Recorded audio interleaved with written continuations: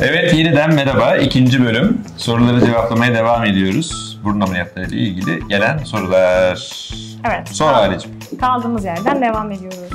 Burun ameliyatından ne kadar sonra yan ya da yüzüstü uyuyabilirim? Yüzüstü uyumayın. Yan sorun yok. Yüzüstü de uyursunuz da kafanın yan dönmesi önemli. Burnunuzun üstüne uyumadıktan sonra kolay kolay başımıza bir iş gelmez. Uyku pozisyonu, çok yaşa burayla. Uyku pozisyonu şöyle, kafa biraz yüksek kalacak. Yani çift yastıkta yatmanızı öneririz ilk bir hafta 10 gün.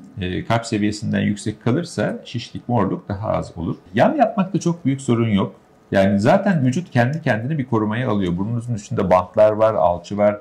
Bir şekilde size uyarı gönderiyor. Burnumda bir şey var diyor. Siz uyurken bile çok fazla böyle burnunuzun üstüne yatabilecek konuma gelemezsiniz. Günlük yaşamınızda da hiç burun ameliyatı olmadığınız dönemlerde ne zaman burnunuzun üstünde uyudunuz en son? Hiç, sıfır. Yani burnun üstünde uyunmaz zaten. Dolayısıyla bir şekilde kafayı yan çevirmeniz gerekecek.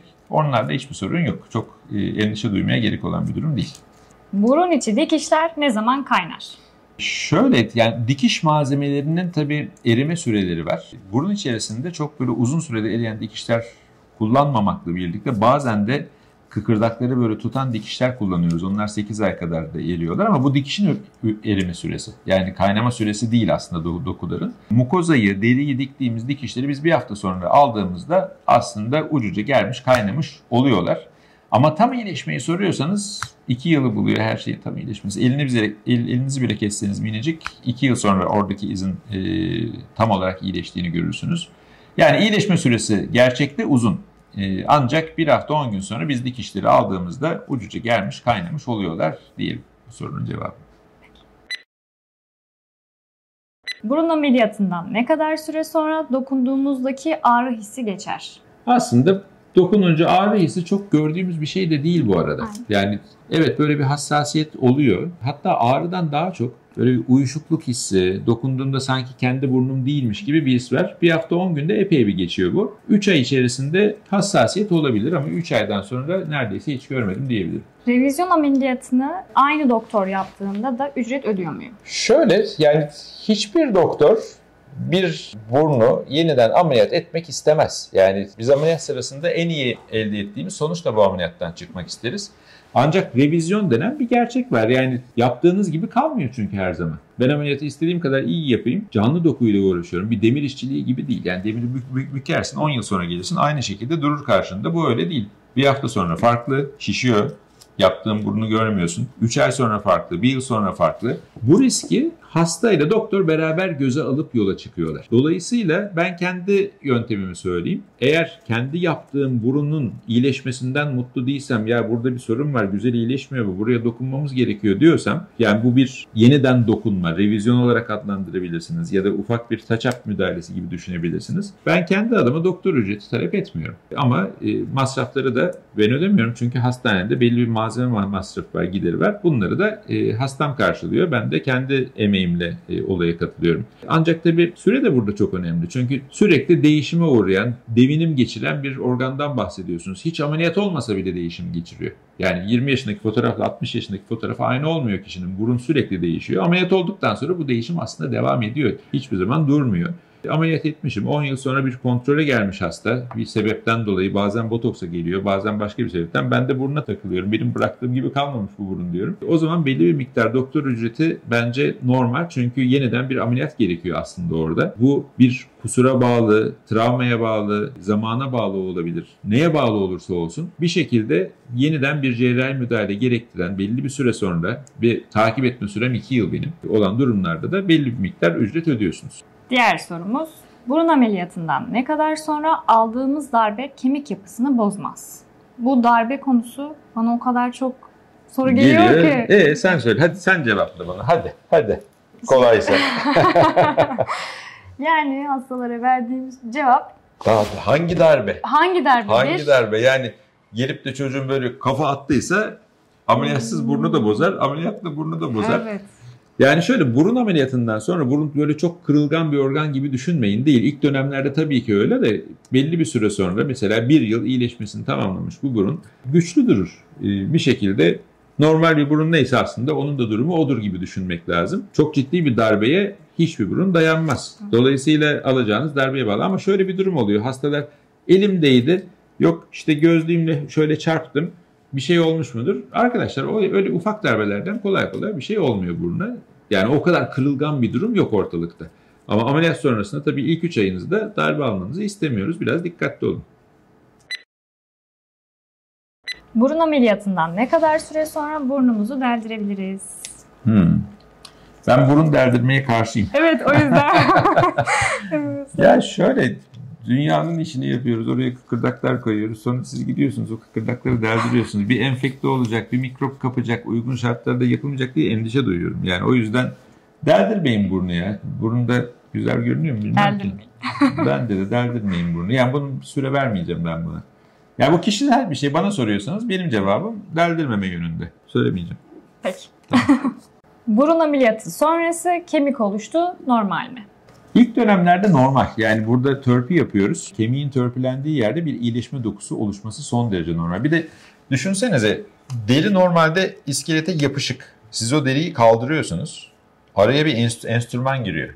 Yani enstrümanın girmesi için bile, oraya törpü aletinin girmesi için bile bir boşluğa ihtiyaç var. Bir boşluk oluşturdunuz. Törpü girdi, bir de törpü çalıştı böyle. Dokuya bir hasar vermemesi mümkün mü? Değil. Yani bir şekilde travmatize edecek oraya. Elinizi bile şöyle 10 kere yapsanız burasında hafif bir kızarıklık görürsünüz.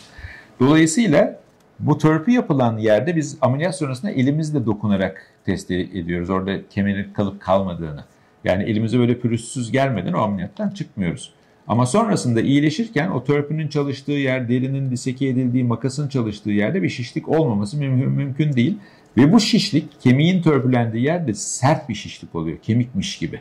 Yani eyvah burada kemik çıktı yeniden dedirten bir şişlik oluyor. İşte ona kallus diyoruz. Kallus dediğimiz kemiğin iyileşme dokusu. Periost dediğimiz kemiğin o zarı, zırh gibi o iyileşme dokusunun çevresini kaplayıp bir tabaka oluşturuyor. Sonrasında da bu yavaş yavaş geçiyor. Aslına bakarsanız ilk 3-6 ayında kallus dediğimiz bir zırh hemen hemen her burunda oluyor. Bazısında görünüyor, bazısında sadece ele geliyor, bazısında hiç ele bile gelmiyor. Ama kişiden kişiye tabii değişir bunun kalınlığı. Son 6 ayında da, yani ilk 6 ayda oluşan kallus da ikinci 6 ayda vücut onu zımparalayıp aslında yok ediyor diyebiliriz. Tıpkı kol kırığı gibi düşünün. Kolunuz kırıldığında bir film çekildiyse eğer, o filme gidin bakın, hemen şöyle bir şey gibi, sosis gibi bir şişlik göreceksiniz kemik içinde. Dolayısıyla aynı şey burunda da olmuyor değil, oluyor ama işte ele geliyor, minicik bir tümsek oluyor, öyle kocaman olmuyor aslında. Sonrasında da genelde geçiyor. Geçmeyebilir mi? Geçmeyebilir, böyle bir risk var. Baktık uzun süre devam etti, biz kortizon enjeksiyonları, yani minik iğnelerle orayı düzeltmeye çalışıyoruz. Çoğu bu iğnelerle düzeliyor aslında. Düzelmeyenler olmuyor mu? Olabilir, böyle bir risk her zaman var. Olursa da yeniden minik bir törpü yapılma ihtiyacı doğabilir. Ona da revizyon demiyoruz artık. Minik müdahale diyoruz çünkü büyük bir ameliyat değil aslında. Diğer sorumuz, burun ameliyatından sonra bazı burun uçları oynamıyor. Sebebi nedir? Sebebi nedir? Teknikle alakalı bir şey. Eğer burun ucu hiç düşmesin ya da işte çok uzun bir buruna müdahale yapılmış, kısaltılmış ve aşağı doğru sarkma gibi bir riskinden şüphe etmişse doktor, bunu orta kıkırdağa, yani septum dediğimiz orta kıkırdağa dikişlerle tutturup sabitlemiş olabilir. Bu tip durumlarda hakikaten sert burun ucu oluyor ama avantajı da burun ucunuz düşmüyor. Benim en tercih ettiğim yöntem bu değil. Ben hareketli burun uçlarını daha çok seviyorum. Böyle sağa sola dokunsun, esnesin istiyorum. Farklı yöntemler var burun ucunun düşmemesi için. Onları kullanmak bana daha mantıklı geliyor ama nadir de olsa revizyon ameliyatlarında mesela daha öncesinde çok sıkıntı yaşanmış, burun ucu hareket etmiş, düşmüş burunlarda benim de sabitlediğim oluyor. Sabitlemek zorunda kaldığım burunlar oluyor ama genellikle uyguladığım teknik burun ucunu hareketli tutan bir teknik. Ameliyat sonrası hangi burun tamponu kullanılıyor? Burun tamponu konusu çok böyle sık sorulan bir soru işin doğrusu. Bir kere klasik tampon yıllardır kullanmıyoruz. Yani gazlı bezlerle falan burun içi doldurulurdu eskiden. Ağrıyı yapan da zaten o tamponlardı. O yüzden şu andaki burun ameliyatları ağrısız. Ben tampon bile demiyorum onlara. İnce silikon tabakalar kullanıyoruz ki işte bir tabaka oluşturup iyileşmeyi iyileştirsin. Bir de burun içerisinden hava geçişini kolaylaştırsın. Hiç kullanmasak olur mu? Olur. Dikişlerle çünkü bazen tespitleyip hiç kullanmadığımızda oluyor. O tekniği de denedim yıllarca. Benim gözlemim şu, hiçbir şey koymadığınızda, o ince silikonları koymadığınızda hasta daha rahat etmiyor benim gözlemimde. Çünkü burun içi çok şişiyor. Çünkü o silikonlar aslında bir koruyucu olarak düşünün. Burun içi çok şişiyor, nefes alamıyorsunuz. Yani hani tampon konup da hiç nefes alacaktık, alamıyorsunuz. Dolayısıyla silikonla hastalarım daha rahat ettiğini gördüm. O yüzden ben ince tabaka bir silikon kullanmayı tercih ediyorum. Ağrılı bir işlem değil. Yani silikonu hissetmiyorsunuz bile. Çıkması da son derece kolay. En çok Hale çıkartıyor kliniğimizde silikonları. Hale'nin tecrübesi konuşsun. Nasıl, silikon ağırlı bir şey mi? Hiç ağırlı Değil, bir şey değil. Aa, bu muydu? Oluyor genelde. Çünkü insanlar YouTube kanallarında çok fazla video izleyip çok canım acıdı falan filan gibi şeyler izliyorlar. Yok, hiç. Biraz da bizim hastalar bir YouTube videosu çeksin de onlardan izleyelim. Evet. Hekimden sorma, çekenden sor demişler. Aslında hastalara bir video çekelim. YouTube videosu. Böyle 2 dakika videolar.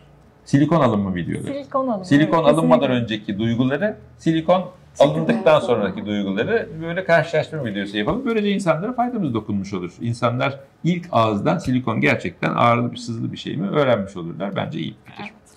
Evet, soruları bitirdik. Var mı sizin sorunuz? Hale Hanım, sorunuz? Yok. Bayağı kapsamlı bir soruydu. Soru cevaptı. Evet, ilginiz için teşekkürler. Sorularınız olursa aşağıya yorumlara yazın. Onların da cevaplarını vermekten mutlu olurum. Kanalı takip etmeyi unutmayın yeni videolardan bilgilendirmek için. Bir de videoyu beğendiyseniz aşağıda şöyle bir like butonu var. Orayı da tıklayalım. Görüşmek üzere. Hoşçakalın. Hoşçakalın.